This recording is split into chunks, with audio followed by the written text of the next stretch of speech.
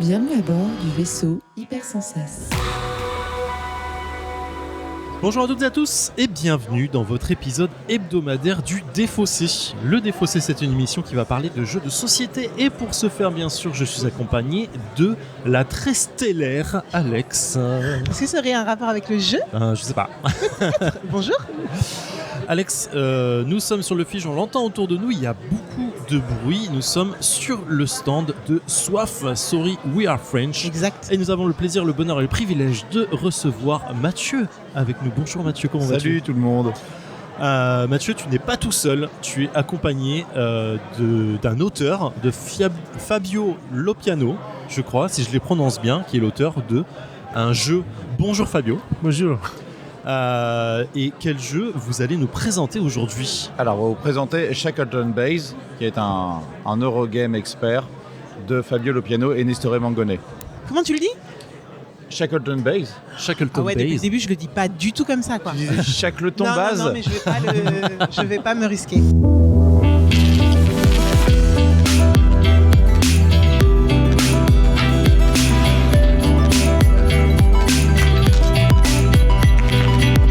Donc le Défaussé, c'est une émission qui va se passer en 3 parties. Dans une première partie, Mathieu et Fabio vont nous parler du jeu, comment on y joue, comment il a été fait, peut-être nous parler un peu de la thématique et de comment c'est venu.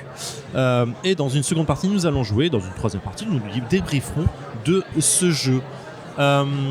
Cependant, Fabio, Oui. c'est la première fois que tu viens dans l'émission et nous sommes très contents de te recevoir. Merci Nous de avons m'avoir. un petit rituel dans l'émission, à savoir, on demande aux personnes qui viennent pour la première fois de se présenter en tant que joueur, savoir quel type de joueur tu es. What Bien. kind of... Je joue principalement Eurogames, Ouais. mais aussi des party games, des roll and write, mais ça dépend de combien de temps j'ai à disposition. Si j'ai plus d'une heure, je préfère les Eurogames, sinon... Ok, parfait, merci beaucoup. Donc, Shackleton Base, A Journey to the Moon, si je le dis bien, ça va. Oui. De quoi donc il est question ici ? Alors, c'est un jeu où vous incarnez un directeur ou une directrice d'agence spatiale sur les petites tuiles que je suis en train de vous montrer.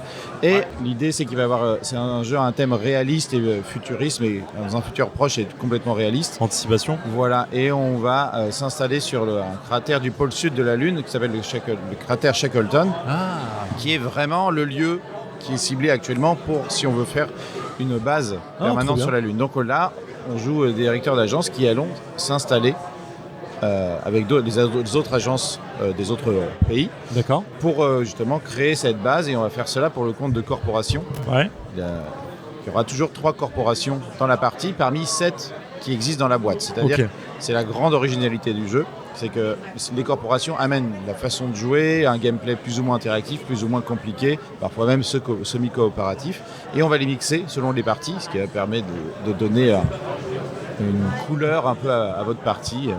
D'accord, c'est-à-dire que les règles de base du jeu vont rester les mêmes, Voilà, vous mais avez la un core direction system. du jeu va être Exactement. complètement Voilà, différente vous à avez chaque tout fois. un pan du jeu, là, ce qu'on voit sur toute la partie gauche, comme votre partie ici, Ouais. ce sera dans toutes les parties. Y compris D'accord, votre donc plateau là, il y a personnel. le plateau principal Et avec tous toute les cette pions et les cratères de la zone-là, Lune. Vous aurez, chaque corporation vient par exemple avec un deck de 9 cartes, ce sont des cartes à pouvoir uniques, etc. Ouais. Donc vous avez donc 27 cartes à disposition à chaque partie, mais qui vont être combinées différemment pour essayer de marquer le plus de points possible. D'accord, donc effectivement, on a les 3 plateaux corporations où il y a des informations complètement différentes sur chaque, et en face de chaque, il y a les 3 decks dont tu parlais et qui ont une couleur différente et qui vont donner les pouvoirs différents. Ok, d'accord. Ok. Est-ce que vous pouvez nous en dire plus ? Sur comment on joue ? Comment on joue ? Oui. Tu veux Euh, expliquer ou je fais? Bon, je commence, tu continues. Parfait. Ok. Génial. C'est principalement un placement d'ouvriers. Les ouvriers sont les astronautes. Le jeu a 3 manches. Chaque manche, il y a une navette qui arrive de la Terre avec des astronautes. Ok. Et chaque joueur choisit 6 astronautes. Ok.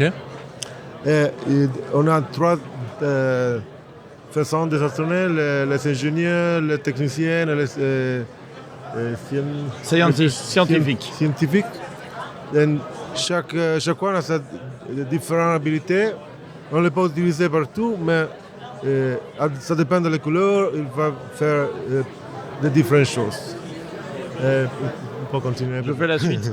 Oui, donc les navettes vont nous apporter, à chaque tour, tu choisis une navette qui n'a pas donné forcément la même couleur de meeple, qui, selon l'action que tu veux faire, ne font pas vraiment la même chose. Oui, sûr. Et en fait, après cette phase où on choisit l'ordre du tour, grosso modo, on va faire une phase de placement d'ouvriers dans l'ordre du tour. Ça, c'est plus classique. On a 6 actions, on va les jouer. On va pouvoir les jouer dans différentes zones du cratère. Alors, il y a une des... Là, on ne voit pas, mais c'est un plateau central avec des hexagones. Et il y a par exemple, une des actions qui est de récupérer des ressources. Donc, on va se placer sur le côté du cratère. On va activer tous les hexagones dans la rangée. Et tous les hexagones habités. On verra qu'on va pouvoir construire, etc. Et il y a un petit système malin, c'est qu'on peut même activer les hexagones où on n'est pas présent, mais on doit donner de l'argent aux joueurs. Et selon le type de meeple qu'on a placé dans le cratère, on ne va pas récupérer le même type de ressources. Donc à nous de bien choisir nos 6 meeples pour la manche pour optimiser ce qu'on veut faire. Ça, c'est pour récupérer des ressources. On a aussi les actions vraiment principales qui sont les plus puissantes du jeu.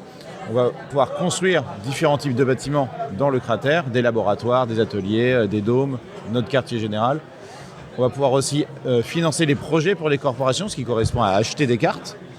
Et on va pouvoir effectuer les actions pour les corporations, c'est-à-dire utiliser leur gameplay, tout simplement. Et on a une dernière action, qui est l'action qu'on peut toujours faire, mais qui est néanmoins puissante, c'est aller dans le portail lunaire, qui est là où se trouve, quand on drafte les navettes en début de tour, il y a toujours une navette qui n'est pas prise. Ce sont quand même des personnes qui sont déplacées depuis la Terre, donc on va pouvoir embaucher des astronautes, parce qu'en fait, il faut différencier les astronautes qu'on a pour faire des placements d'ouvriers et ceux qu'on peut gagner, qu'on place dans notre base pour activer tous nos bâtiments. Les astronautes de notre base, ça va être ceux de couleur et Alors c'est parce que cette corporation-là amène un nouveau type, ce ne sont pas vraiment des ouvriers, c'est du tourisme lunaire. Par exemple, celle-ci, ça amène des touristes qui viennent dans notre base. Et on va pouvoir acheter des cartes qui sont des attractions pour qu'ils viennent, genre le musée Apollo ou des choses comme ça. Et tu pourras gagner des touristes que tu pourras placer sur les emplacements de tes cartes pour gagner des bonus dessus. C'est un des modules possibles. Disney sur la Lune. Voilà. Très bien. Et je ne sais pas, je dois demander à notre équipe créative, mais ça ressemble un petit peu à la Team Rocket au niveau des costumes. Putain, et maintenant que tu l'as vu, tu ne pourras plus jamais l'oublier. Ah mais oui, à cause... Oui. Bon voilà. Anecdote, Okay. je ne sais pas si c'est voulu. On est sur combien de temps de jeu environ ? Alors quand tu connais, c'est 2 heures à 4. Ouais. Là, par exemple, sur les explications, c'est 30 minutes. Ouais.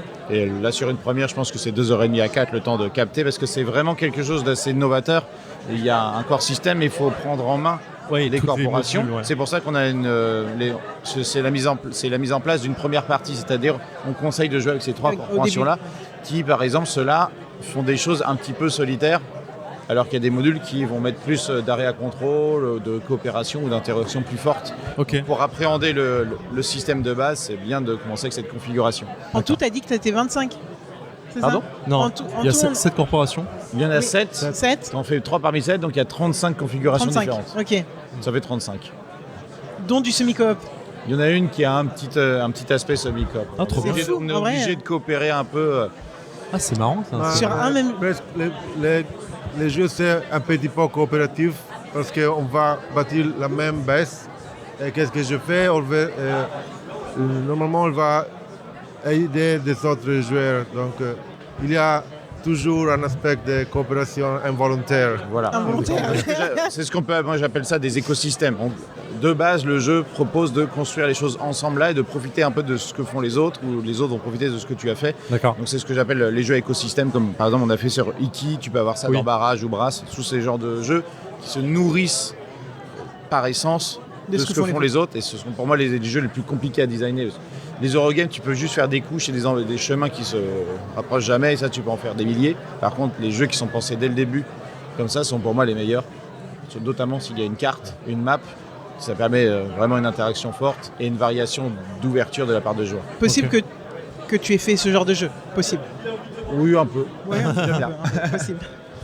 Ouais, c'est impressionnant. En fait, j'ai hâte de voir les différentes possibilités de factions, de corporations, de corporations et ce que ça peut donner. Et là, en fait, de savoir qu'on n'en fait que 3, donc qu'il en reste pas mal à découvrir, plus de la moitié à découvrir. C'est assez cool. Ça, d'une certaine manière, ça te force à faire 3 parties avant de voir tout le jeu. Donc c'est assez rare maintenant. Et encore, normalement on En fait, s'oriente. il faut que tu Donc, fasses au moins 3 parties pour découvrir toutes les corporations corporaux. En fait, tu vas en voir 3, et si tu as envie, tu en revois 3 autres, et il t'en reste toujours une à découvrir. Ouais. C'est ce qui fait que c'est rare de proposer des jeux où tu vas faire 3 parties, tu n'as toujours pas vu tout ce qu'il y avait dans la boîte. En fait. Mais souvent, quand on joue avec des corporations, on doit s'orienter un minimum pour. On doit rester. Non, là, Ça c'est pas le dépend, cas. tu peux jouer à fond Ok. 1 ou 2, ou alors faire un peu de tout, et vous verrez après que tu as envie de faire un peu de tout quand même. C'est comment tu arrives à tout mélanger. Ok, Oui. je suis pressé d'aller voir les touristes. C'est intéressant que chaque joueur, il faut qu'il travaille avec toutes les corporations. Tu ne peux pas l'ignorer. Focus. On peut pas faire focus qu'un. Ok. Il faut faire un petit peu de tout. D'accord. Donc, chaque partie, on a 3 différentes combinaisons. Il faut trouver différentes combinaisons de faire le marché ensemble. Ok. Donc, Ok. même s'ils ont les mêmes septs, les façons avec qu'ils se connectent, c'est différent de chaque partie. Bah oui, si en plus on en a différents à chaque fois, c'est trop cool. Ok. Parfait. Bah là, en tout cas, j'ai bien compris la mécanique et comment ça va s'organiser. Ça a l'air assez simple en vrai. Non, je suis pas dit sûr. comme ça a l'air assez simple. Ouais, je pense mais que- là, Il y a c'est un la côté- complexité des. Il y a un côté des bac à corporations. sable Ouais. au début qui peut perturber. Mais après, quand tu joues, c'est assez fluide. Il y a des Ok. actions qui durent 10 secondes et d'autres qui vont faire des combos. Mais c'est ces actions un peu de prise de ressources qui sont une respiration un peu intellectuelle dans ta partie Ouais. qui te permet de te concentrer sur celles qui vont vraiment t'amener à quelque chose. Ok. Mais déjà, rien que de savoir que c'est 30 minutes d'explication, Drake, ça m'a étonné. Je pensais que c'était plus. Donc, Non, Les c'est règles, ça, on n'est pas dans un jeu à la Vital Lacerda, ça reste plus condensé en fait. Les règles sont très simples, mais il y a besoin d'optimiser pour Oui. C'est pour l'optimisation du maximiser jeu. les points. Donc, de rejouer. c'est simple de jouer en partie, mais c'est difficile de vaincre. Ok. Tout à fait. Ok. Parfait. Je suis assez excité par l'idée en vrai. De fou. Un peu spécification quand même sur cet enregistrement. Du coup, on vous a avec nous sur cette première partie. On va faire le jeu avec d'autres personnes. On va pas les avoir forcément au micro. Et on refera le débrief, j'imagine, sans toi. Enfin, Oui, à bien deux. sûr, pas de souci. Ok. Très bien. Et il y a un anniversaire qui se fait Il y a derrière un nous. C'est parfait. anniversaire. Je sais pas si- C'est le moment où on doit jouer. Let's go. Allez. Bonjour à toutes et à tous, c'est le Zef du montage. Alors il n'y aura pas de deuxième partie, on était vraiment au centre du salon du Fige et en fait je me rends compte que le son est inexploitable. On va entendre plus de bruit que nous jouer. Donc du coup, je vais vous faire un petit point sur le Shackleton Crater, donc, qui est le cratère d'impact situé au pôle sud de la Lune. Il doit son nom à Ernest Shackleton, un explorateur de l'Antarctique. Les crêtes au bord du cratère sont exposées à la lumière du soleil de façon presque continue, alors que l'intérieur du cratère est toujours plongé dans l'ombre. Des mesures ont été effectuées en 1999 par la sonde Lunar Prospector et ont révélé des quantités supérieures à la normale en hydrogène dans le cratère, ce qui pourrait indiquer la présence d'eau sous forme de glace.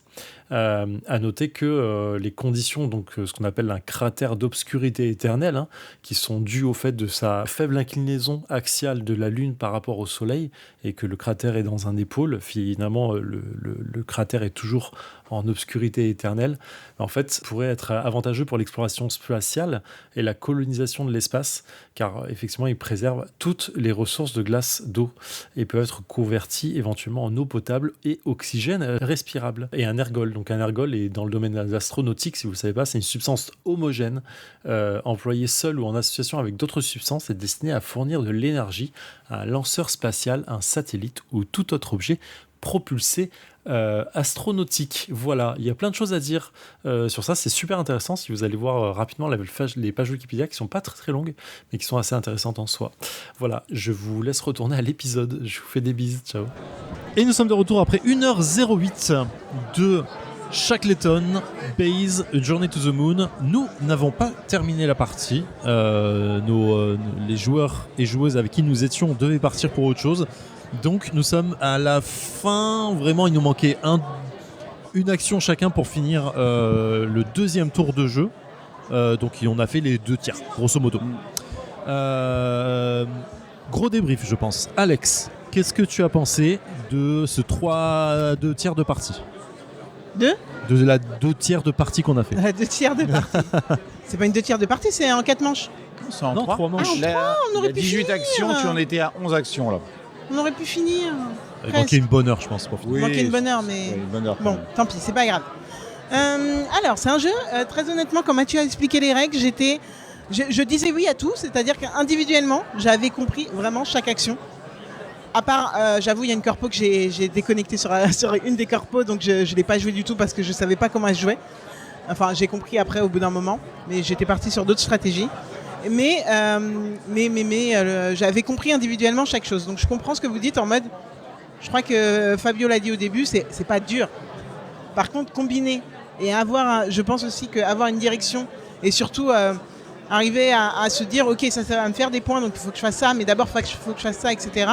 Ça, c'est plus complexe et en même temps, j'ai l'impression que c'est un peu la marque de fabrique de Soif. Enfin, je sais pas.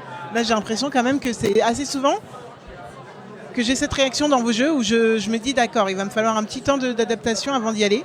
Mais en y jouant, au final, ce qui se passe, c'est qu'on a déjà, on voit les stratégies mises en place par les autres, on voit ce qui nous reste comme option et on voit vers où on peut aller. Donc au final, quand on joue, on arrive à voir se dessiner des choses et je pense que ça nous aide d'avoir une capitaine. C'est que des femmes ? Non, des Directeur capitaines. ou directrice d'agence, il y en a deux. Des directrices. 2 hommes, 2 femmes.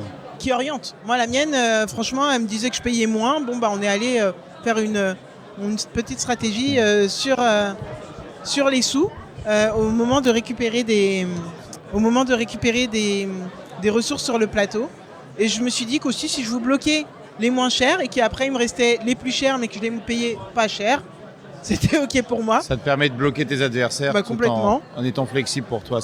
Donc ça a été une strat. Mais bizarrement, je trouve que le cœur du jeu se trouve dans un emplacement dont je n'ai pas le nom, donc je vais demander l'assistance de Mathieu, mais je trouve que le cœur du jeu, c'est ici. Le centre de commandement, ce sont les 3 actions principales en fait. C'est exactement ça.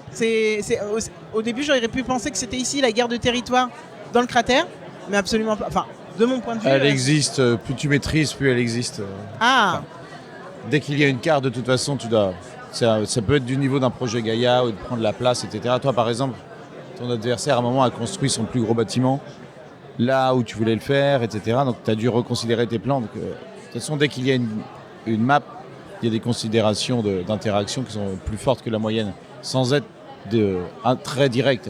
C'est indirect, mais tu ne t'es pas fait attaquer. Elle est énorme, cette carte. Enfin, énorme. Mais après, encore une fois, on n'a pas terminé la partie. Ça se trouve, c'est beaucoup plus tendu sur la fin. J'avais l'impression que oui, il m'avait pris mon emplacement, mais j'en avais une autre au moins où je pouvais aller, quoi. Alors, oui, quand tu maîtrises bien, tu connais les emplacements qui sont critiques par rapport à l'évolution.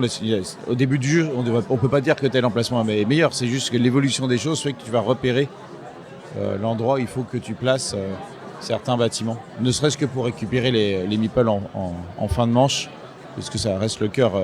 Si tu veux construire ton jeu, il te faut des meeples dans tes bâtiments. Et ce que tu viens de dire là, pour moi, c'est aussi l'un des aspects les plus importants, c'est-à-dire le développement de la partie. Ça bouge ultra vite en fait, il se passe des choses. Les cartes que tu veux, elles sont prises ultra rapidement. Tu as des objectifs sur lesquels tu espérais te mettre et tu avais pris des ressources. Donc tu avais préparé ton jeu. En fait, très rapidement, les autres peuvent le prendre. Et ça, c'est vrai que avoir un œil sur les ressources des autres pour voir combien de temps il me restait pour faire mes actions, ou est-ce que ça valait le coup, je ne l'avais pas forcément tout le temps. Mais alors, le truc, par contre, qui m'a vraiment brain, c'était ramener l'électricité pour pouvoir poser des structures. Et là, en effet, on a été quand même, je crois qu'on s'est tous fait avoir au moins une fois, on a essayé de construire des choses et on ne pouvait pas parce qu'on était trop loin sur la piste d'énergie. Merci. Ça ne dit pas du tout mon avis sur le jeu. Là, je vous ai parlé des aspects qui m'ont les plus marqué. Sur le jeu, du coup, ce que je peux dire, c'est que... C'est bon. Ce que je peux dire, du coup, sur le jeu, c'est que j'ai très hâte de refaire des parties, notamment pour découvrir toutes les corporations. Parce que là, par exemple, il y en a 2 que j'ai particulièrement aimé jouer, mais une plus que l'autre. Et du coup, je pense qu'à chaque partie, on doit essayer de trouver ce qui nous parle le plus. Et ça doit être assez intéressant de visiter les sets et de regarder les cartes des sets, d'autant qu'on ne doit pas cycler tout le deck des sets. Tu verras pas tout le deck, mais quasiment. Ça peut arriver de vider un deck à 4 si vraiment tout le monde... Il n'y a que 9 cartes. Donc ça revient à 4 joueurs. Si 2 joueurs ont 2 cartes, 3 joueurs ont 2 cartes et le dernier en prend 3, c'est rare quand même de prendre les 9. Mais en vrai, il suffit d'en prendre 7 et tu vois tout. Parce qu'il y en a toujours 2 visibles. C'est vrai. Tu vois tout assez vite. En fait, moi, c'est un jeu du coup qui m'intrigue sur la durée. J'ai envie de faire plusieurs parties, de tester différentes stratégies. Je crois que j'ai très peu de jeux qui rentreraient dans cette gamme qui est expert plus, je trouve, enfin qui est très très experte. Et j'ai toujours peur de galérer à expliquer les règles. Toi, tu les as expliquées en 30 minutes, mais t'es rodé de fou. Mais j'avoue, j'ai toujours peur d'expliquer les règles sur ce genre de jeu. Mais là, vraiment, celui-là, il m'intéresse de fou. Et vraiment, j'ai envie d'essayer d'explorer, j'ai envie d'essayer d'expérimenter avec différents types de personnes, de joueurs et de joueuses. Et non, franchement, je comprends pourquoi tout le monde l'attend, ce jeu-là. Je suis assez hypé par ce jeu. J'ai hâte de le revoir sur d'autres festivals. C'est compliqué, 2h30. Oui. Mais j'ai hâte de le revoir, en tout cas. Zéphiriel, qu'est-ce que tu en as pensé ? Que du bien. Je suis vraiment frustré de ne pas finir, pour le coup. Parce que, comme les conditions festival, comme disait Alex, pareil, j'étais dans l'explication. Chaque action individuelle est très facile à comprendre. À la fin, quand tu as une demi-heure d'explication, tu as oublié un peu ce qui t'a été dit au début. Donc, c'est un peu difficile de se repérer. Conditions festival, on est en fin de festival. On est tous fatigués. Donc félicitations à toi parce que tu as vraiment géré l'explication. Merci. Donc effectivement, il y a un peu tout ce côté-là. Donc le premier tour de jeu complet, les 6 premières actions, j'étais vraiment nébuleux. Et le deuxième, j'étais en mode, ok, là je comprends ce que je dois faire pour gagner des points et comment je dois gérer mes ressources. Et du coup, très frustré de me dire, putain, c'est au moment où je comprends qu'on arrête. Mais bon, ça, on va pas revenir dessus. Je trouve quand même qu'à la fin de la première manche... Oui, je grossis le trait, mais effectivement, j'allais pas dire que sur les 2 dernières actions, j'étais à peu près rodé. La map, pour moi, elle est incroyable. Là la map, le cratère de la Lune et les constructions dessus, c'est vraiment un... Il y a 2 trucs qui me mindblow dans le jeu et qui m'excitent énormément. C'est effectivement cette notion de map de je construis, mais je peux quand même récupérer des ressources là où je ne construis pas. Et je les récupère en ligne, ce qui fait que tu peux vraiment travailler sur les nœuds de la map et dire je vais me placer là et là, et en vrai ça pourrait me suffire pour être cool sur la map et gérer, gagner un peu de thunes quand les gens vont venir, machin. Et vraiment ça c'est vraiment incroyable quoi. Et en plus ça a une notion d'aller-retour de je peux prendre une ligne d'un côté, reposer le meeple de l'autre côté, reprendre encore les mêmes ressources. Ça c'est vraiment super intéressant. Combiné à effectivement ce que disait Alex, le centre de commande où tu as les 3 actions principales avec les 3 couleurs de meeple principaux, où tu vas essayer de combiner ça aussi sur le fait de aller construire plus facilement, récupérer des cartes, déclencher d'autres actions et avoir éventuellement des actions bonus. Tout ça avec le fait de récupérer des meeples SDF entre guillemets qui sont sur le côté pour les remettre dans ta base et pouvoir faire d'autres choses. Alors, il y a un aspect combinatoire qui est vraiment très intéressant et assez excitant. Et le deuxième truc qui me mindblow, c'est ce que tu expliquais et qui est vraiment un des gros cœurs du jeu, c'est les modules en fait. C'est la proposition du jeu incroyable. Qui va un peu tout péter parce que jamais un jeu n'avait fait ça en fait. C'est fou, c'est complètement fou. Qu'est-ce que tu veux dire par les modules ? C'est les modules les corporations. Les corpos, ouais. C'est de dire, en vrai, tu peux vraiment... Alors je sais pas à quel point les autres modules, parce qu'on parlait de semi-coop ou trucs comme ça, sont vraiment vont faire évoluer, mais ça c'est ma boule en vrai. Parce que tu peux... J'imagine facilement créer des extensions qui sont que ça sur ça en fait. Tu peux créer 4 modules à chaque extension. C'est incroyable. En faire 4. En fait, il y en a qui ont été laissés de côté pendant le développement parce qu'il y avait des solutions qu'on ne trouvait pas. Ouais. Et d'autres qui sont des idées, mais un peu des modules un peu politiques. Et tu peux vraiment... et comme c'est le cœur d'emplacement du jeu, de mise en place des modules, ça vient pas comme une surcouche, c'est facile à ajouter, c'est facile à rejouer. Et effectivement, l'expérience de jeu évolue bien forte quoi. Et ça, vraiment, ça me fait vraiment un point incroyable, je trouve. Et les tester toutes en fait, tout simplement. Ouais, t'as très envie de tout tester, hein, complètement. Dans les autres modules, vous en avez un où qui s'appelle Evergreen Farms, où vous construisez des fermes sur la Lune. Donc, et c'est un nouveau type de bâtiment que vous allez placer, mais ce sont des bâtiments neutres, donc ils viennent embêter les autres sur le placement. En fait, il y a 3 modules de découverte un peu. Un autre module où vous avez des petits robots qui vous servent, que vous allez connecter à des usines que vous achetez mais qui vont vous servir à être dépensés avec vos cartes aussi. Donc tu as une double optimisation. Et vous allez aussi avoir 3 autres modules qui augmentent l'interaction sur la carte, dont les plantes qui vont vous donner des bonus quand vous les posez. Le problème c'est qu'ils ne vous appartiennent pas. Et en fait, chaque type de ferme a un pouvoir. Et quand vous retirez le meeple en fin de manche, eh bien vous déclenchez les bonus de toutes les fermes en face, même si c'est pas vous qui l'avez construite. Bénéficier aux Voilà. autres, Il y a un autre module où vous allez construire ensemble un vaisseau martien. Donc vous allez déconstruire ce que vous avez fait sur le plateau. Vous allez retirer des morceaux et construire autre chose ensemble. Donc tu vas dire à quel point je veux gagner de la présence et à quel point je me permets de la retirer sans qu'il y ait trop d'impact, tout en jouant sur les deux tableaux en fait. Et un autre module avec un astéroïde qui va s'écraser sur la Lune et on va devoir ensemble financer des programmes de défense pour réduire le nombre d'hexagones où il impacte. Parce qu'au début, on ne sait même pas où l'astéroïde arrive.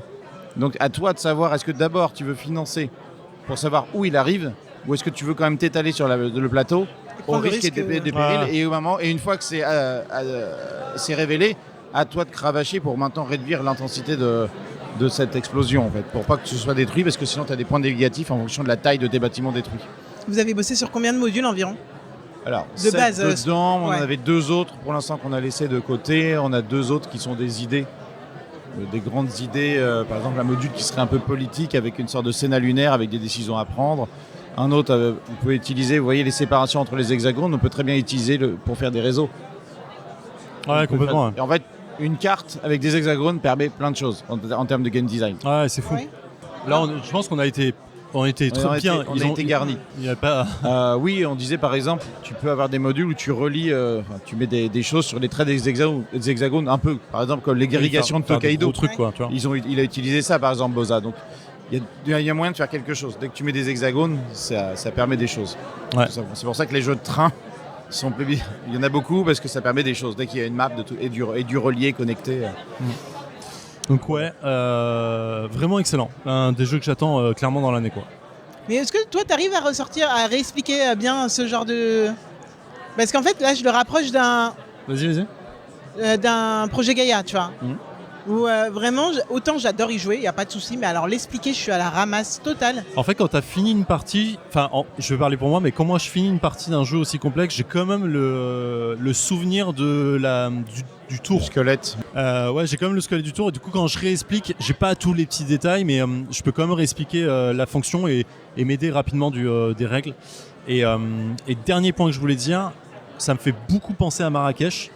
Pas dans le style, mais le core game est facile, oui. Mais il y a plein de petits trucs partout et qui te donnent en fait une satisfaction de foison, plein de trucs. De papillonner. Ouais, en fait tu dis je peux pas faire ça, je vais aller faire ça, je vais aller faire ça, je vais aller faire ça, je vais faire ça. Je vais mélanger cet aspect-là et cet aspect-là. Exactement. Tu te dis même si tu reprends le même setup de corpo, tu peux. En fait, pour moi, je réfléchis à combien de pourcentage tu utilises chaque corpo. Ouais. Tu peux faire 33, 33, 33, ouais, 60, 20, 20. Donc avec un même setup de corpo, tu peux quand même jouer autrement. Ouais. Et du coup, je trouve que c'est assez excitant pour ça. Et ça m'a donné un peu cette sensation-là. Et Marrakech que j'ai adoré, pour le coup, vraiment c'est très très positif. Et du coup, pour répondre à la question, je dis ça parce que ça me fait penser à ta question de... Pareil, Marrakech, il y a énormément d'actions à expliquer. Ouais. Mais j'ai fait qu'une partie. Là, je pense que je pourrais assez facilement redérouler de comment on joue en fait. Moi, je suis Marrakech, pareil, mais vraiment, je pense pas. Enfin, que moi, non, c'est ça que je voulais dire, que je pourrais le faire. Par contre, là, ça m'a fait, ce que j'étais en train de dire m'a fait penser à ça. Il y a 0 moment où on est bloqué. C'est assez compliqué d'être bloqué. En fait, c'est tout le travail de développement et de finesse de game design qui doit te proposer quelque chose de très challengeant tout en n'étant pas bloqué. Par exemple, on a l'action justement du portail lunaire qui est là pour être sûr d'être toujours possible à activer, mais elle est intéressante en termes de gameplay en fait, parce qu'elle va te donner c'est pas un pansement, des meeples qui viennent dans ta base, une petite action pour effectuer une corporation, elle va te donner 3 pièces en fait, mais ces 3 pièces te servent pour le reste. Et c'est même des fois c'est même pas nul, tu peux y aller même au 2e tour du jeu pour faire, parce que ça va te kickstart un peu ta partie. Oui, puis tu as besoin de certaines couleurs de meeple pour pouvoir exciter ta base. Exactement. C'est pas le pansement de la loose de dire bon bah exactement. au cas où vous gagnez 3 pièces. Au début c'était vraiment une soupape et après on a travaillé avec les auteurs pour que ça devienne quelque chose où tu es satisfait toujours. Et c'est ça, a un bon mélange j'ai l'impression d'avoir fait ce que je voulais. Mais en même temps, l'interaction, elle est quand même très puissante. Ouais. Et tu peux te faire piquer des coups, mais tu peux vite revenir. Je me rappelle d'une partie avec quelqu'un qui s'était justement fait bloquer un emplacement de bâtiment. Je lui ai dit, t'inquiète, tu peux te rattraper en faisant ça, ça, ça. Et il avait l'impression il y a aussi des stratégies qui sont linéaires et d'autres qui explosent à la fin. Par exemple, si tu achètes beaucoup de cartes, tu vas exploser à la fin parce que tu as créé ton moteur. Par contre, tu ne seras pas présent sur le plateau. Et à la fin, tout ton moteur va exploser en fait. Donc tu as l'impression d'être un peu en retard et après tu rattrapes tout le monde. Ouais, Donc tu choisis si tu veux te focus sur ça ou faire un peu d'hybride ou alors focus sur le... Mais c'est le jeu que je pense que c'est le jeu que j'ai préféré développer de Celui-là toute la parce gamme. qu'il y avait un côté obsessionnel. J'avais l'impression d'enchaîner des parties de projet Gaïa et de se dire tiens je teste tel pub, telle chose. Et pendant des mois tu y penses parce qu'on a rencontré les auteurs à Cannes l'année dernière. On a signé le jeu aussitôt parce que c'était incroyable. Et après il y a eu beaucoup de travail de dev. Et Fabio a dit tout à l'heure, je crois qu'il a dit en off, mais il a dit 90 jours de travail non-stop. À un moment, il a dit. Cumulé. Et même sur mes vacances, je fais non, c'est le moment, il faut faire que ça. Ah, c'est ouf. Et en fait, parce que c'est le moment, en fait, tu sens. Et après, tu prends tes pauses à un autre moment. Mais voilà, ils m'ont dit, on n'a jamais sorti un jeu aussi vite et jamais quelqu'un avait autant poussé dans le développement. C'est-à-dire, ils n'ont jamais été aussi challengés. Mais il n'y a que comme ça que tu peux avoir du bon travail. Ouais, bien sûr, il faut savoir pousser. Le travail de développement, c'est quelque chose d'invisible.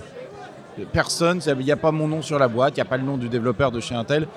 Par contre, c'est ça qui fait quelque chose qui est passe dans un jeu qui tourne parce que même, par exemple, quand j'ai fait Fédération, c'est plutôt Dimitri qui a pris en charge le développement parce que tu n'as pas la capacité d'être à la fois l'auteur sur quelque chose d'aussi gros et d'être aussi faire du développement. Et donc là, dans ce cas-là, j'ai fait l'inverse. C'est-à-dire tu fais le dev pour les auteurs en fait. Mais c'est comme ça, en équipe complète, tu peux arriver à quelque chose. Tu dirais que c'est une question d'objectivité ou c'est une question de recul sur son propre travail, et c'est-à-dire qu'il y a même les gens jouent mieux à tes propres jeux que toi. C'est eux qui vont chercher les trucs que tu n'avais pas pensé forcément. Exactement, c'est pousser les petits détails. Et souvent, c'est même pas moi qui avais les solutions. Je posais les problèmes, je disais je suis pas satisfait de ça, y a pas. Et c'est eux qui connaissent tellement bien leur jeu qui vont trouver la solution. Mais ils n'auraient pas pensé à la question du problème à trouver en fait. Ah, c'est marrant. C'est fou. Dernier point parce que j'y pense en discutant là. Les modules, je reviens dessus parce que c'est trop bien. Ça change complètement la narration du jeu en fait. Exactement. T'as vraiment le truc de là on a des mecs, c'est des touristes, plus il y a une base scientifique, plus. Et en vrai, du coup, les autres trucs vont donner une autre narrative, enfin une autre histoire au jeu, et t'auras joué autre chose sur une autre truc. Et sur ça reste un Eurogame, donc c'est pas un scénario, mais ça te raconte, ça aide à comprendre la mécanique en fait. Voilà, c'est suffisant pour ça. Tu vois, c'est ce que je disais sur. T'es pas obligé d'être quelque part pour pouvoir retirer la ressource, mais le fait que tu payes à quelqu'un qui y est, bah tu lui payes la ressource qu'il est en train d'extraire. Et du coup, la narrative, elle est quand même là, quoi. Tu dis ça, mais tu l'incarnes quand même. Hein. Moi, il y a des choses que j'ai retenues le plus je suis d'accord. dans ton explication, c'est quand toi, t'as mis l'accent sur certains trucs. C'est parce qu'il faut être quand t'expliques des jeux complexes, il faut si la mécanique est servie, voilà, la mécanique le thème est bien servi par le thème, mais c'est plus facile. Ce sont tous ces petits pourcentages de cognitifs en moins qui vont te permettre de mieux appréhender les règles et de mieux te projeter. Donc c'est pour ça que c'est important de corréler mécanique et thème même pour les gros jeux. Sinon on est une somme de mécanique dans tous les sens et on ne sait pas ce qu'on fait. Ça c'est facile à faire en fait. C'est pas intéressant. Parce qu'à la fin tu veux quand même raconter une histoire, peu importe ce que tu fais. Je suis d'accord. Le but c'est de s'amuser quand même. Non, c'est bien amusé. Qu'est-ce que tu clairement grosse débrief, hein, j'avais dit. Je m'en rends pas compte, je sais pas. 20 minutes. Toi qui as le time. On est bien. Très bien. On a fait une va émission. peut-être s'arrêter. Très bien. Merci mille fois Mathieu, c'était vraiment incroyable. Tu remercieras Fabio qui n'a pas pu être avec nous mais qui nous a fait une première partie. Mais il a fait quand même la première partie et adorable. Oui, il avait son train de retour après. Ah, ok. Bon, bah, on précise qu'il parle un peu français, il est italien, donc c'était très sympathique à lui de se lancer dans l'émission. Énormément. Ouais, c'était vraiment bien. Ma chère Alex, on se retrouve la semaine prochaine. On se retrouve la semaine prochaine. Et voilà, prenez soin de vous. Ciao. Et merci Mathieu. Salut, merci. Fin de transmission.